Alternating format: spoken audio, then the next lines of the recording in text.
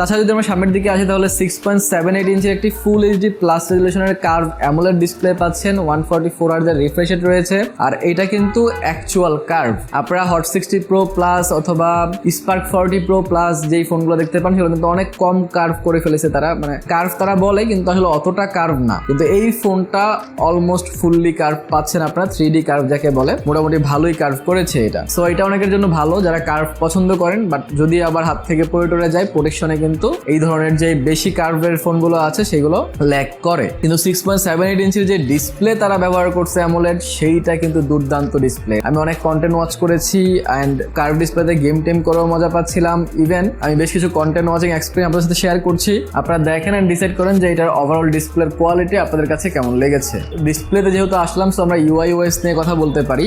এখানে আপনারা পোভার জন্য কাস্টমাইজ করা আলাদাভাবে তারা ইউআই ব্যবহার করে, এখানে হাইওয়েসই পাচ্ছেন কিন্তু হাইওয়েস ফর পোভা এখানে লেখা আছে। সো আপনারা বুঝতেই পারছেন যে পোভার জন্য তারা আলাদাভাবে এটাকে অপটিমাইজ করেছে এন্ড আসলে এটা একটা অপটিমাইজ করা ইউআই।